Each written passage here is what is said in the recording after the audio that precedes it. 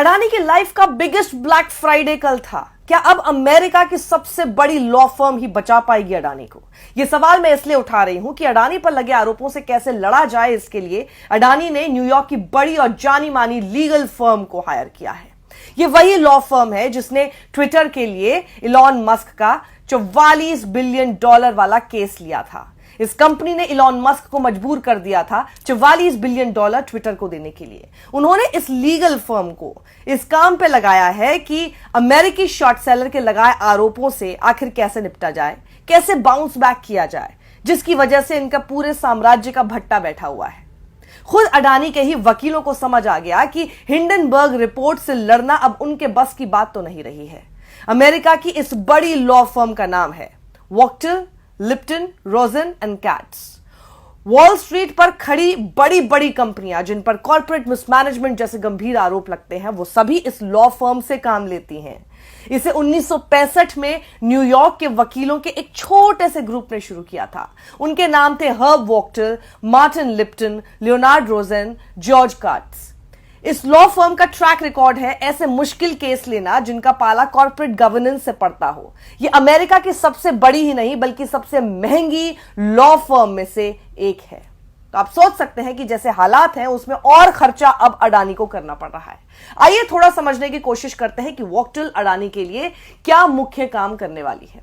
इसका काम होगा अडानी ग्रुप के लिए लीगल, रेगुलेटरी और पब्लिक रिलेशंस कोऑर्डिनेट करना। अडानी ने भले ही हिंडनबर्ग रिपोर्ट को झूठा बता दिया हो, लेकिन निवेशकों का विश्वास दोबारा हासिल करना मुश्किल हो रहा है। अडानी को इस बड़ी लॉ फर्म को हायर करना ही पड़ा जब और भी ज्यादा बुरी खबर उनके दरवाजे पर दस्तक दे चुकी थी, ब्लैक फ्राइडे।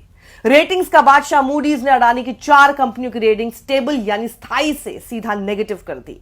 वहीं फाइनेंशियल टाइम्स में छपने वाले बेहद प्रभावशाली लेक्स कॉलम ने गौतम अडानी के भविष्य का पूरा लेखा जोखा बता डाला। बहुत ज्यादा पढ़ा जाने वाले इस कॉलम ने टिप्पणी की, Adani star shows every sign of burning out, यानी अडानी के सितारे डूबने का हर संकेत दे रहे हैं। मूडीज ने जिन कंपनियों की रेटिंग इतनी गिरा दी है उनके नाम है Adani green energy limited, Adani green energy, Adani transmission, step 1 and Adani electricity. Adani green energy की BA3 रेटिंग है जो मूडीज के स्केल पर सबसे निचले पायदान पर मानी जाती है। अब आप सोच रहे होंगे विदेशी एजेंसी की रेटिंग नेगेटिव होने से आखिर क्या होगा? तो होगा यह कि जिन कंपनियों की रेटिंग नेगेटिव में चली जाती है उन्हें काफी मुश्किल होती है लोन लेने और बॉन्ड बेचने में। ये रेटिंग शुक्रवार को तब दी गई जब देखा गया कि अडानी की 8 लिस्टेड कंपनी स्टॉक एक्सचेंज में दोबारा धड़ाम हो गई। 2 कंपनियों पर तो ट्रेडिंग शुरू होते ही रोक लगा दी गई जब स्टॉक्स ने 5% सर्किट ब्रेकर्स हिट कर दिए थे। साथ ही खबर यह भी आ गई कि स्टॉक मार्केट पर नजर रखने वाला सेबी यानी वॉच डॉग जांच कर रहा है कि अडानी ग्रुप का उन निवेशकों से आखिर क्या रिश्ता है जिन्होंने अडानी के रोके जा चुके $2.5 बिलियन शेयर सेल में निवेश किया था। सेबी जांच कर रहा है कि क्या भारतीय सुरक्षा कानून का उल्लंघन हुआ है या शेयर सेल प्रोसेस में कोई कॉन्फ्लिक्ट ऑफ इंटरेस्ट तो नहीं। जांच इस बात की भी हो रही है कि अडानी ग्रुप का मॉरिशस की 2 कंपनियों के साथ आखिर क्या रिश्ता है।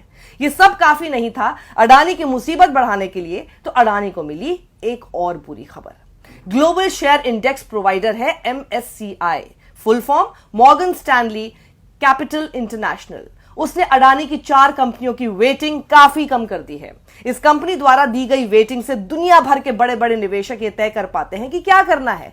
ये स्टॉक इंडेक्स के साथ साथ कई और सपोर्ट टूल्स देते हैं जिससे कि निवेशक बड़े फैसले कर सके। इसके पोर्टफोलियो में दुनिया के लगभग 1,60,000 इंडेक्स हैं। तो MSCI ने अपने अलग अलग इंडेक्स में अडानी का वेटेज बदल दिया है। इससे क्या होगा पता है? इससे होगा यह कि किसी भी देश में बैठे निवेशक को अगर यह ट्रैक करना है कि किस देश की कंपनी में निवेश करने से फायदा मिलेगा, कौन सी कंपनी उभर रही है या प्रॉमिसिंग है, यह जानने के लिए सब इसी MSCI इंडेक्स की तरफ देखते हैं। MSCI के इंडेक्स में अगर भारत की किसी कंपनी को ऊपर की वेटेज मिलती है तो विदेशी निवेशक खूब पैसा पंप करता है, और इसका ठीक उलट कम वेटेज मिलने पर होता है। तो कम वेटिंग्स आते ही निवेशकों में शेयर बेचने का ट्रिगर हो जाएगा, उनमें ऐसा करने की होड़ लग जाएगी। यह इंडेक्स साल में 4 बार रिव्यू किया जाता है, फरवरी, मई, अगस्त और नवंबर में। अडानी की मुसीबत इसलिए बढ़ने वाली है कि हिंडनबर्ग की रिपोर्ट जनवरी में आई और अभी फरवरी का महीना चल रहा है। तो अब आप देखेंगे कि फरवरी के अंत तक MSCI इंडेक्स में अडानी की कम वेटिंग रिफ्लेक्ट करेगी और उसके बाद मुसीबतों का पहाड़ और ज्यादा टूट पड़ेगा।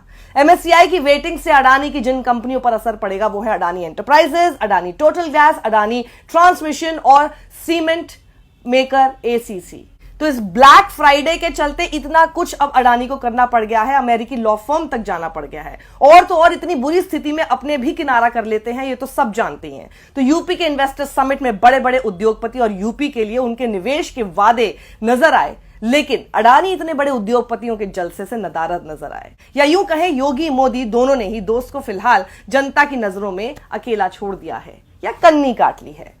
तो देखते हैं हिंडनबर्ग की रिपोर्ट से पार पाने के लिए इतनी महंगी अमेरिकी लॉ फर्म क्या रणनीति अपनाती है। लेकिन इस पूरी खबर से क्या आप इस बात की गहराई समझते हैं कि एक सवालों और तथ्यों के आधार पर लगाए आरोपों से भरी रिपोर्ट एक पल में ऊपर से नीचे गिराने का मादा रखती है। अमेरिका की सबसे बड़ी और महंगी लॉ फर्म को हिंडनबर्ग के खिलाफ उतारना पड़ रहा है, तो समझ लीजिए अडानी ग्रुप को क्षति भी कितनी बड़ी हुई होगी। इस वीडियो को ज्यादा लोगों तक पहुंचाइए, पूरा एनालिसिस है, समझ पाएंगे कि आखिर और कितने बुरे दिन आ सकते हैं गौतम अडानी और उनकी कंपनी के लिए। सत्यमेव जयते।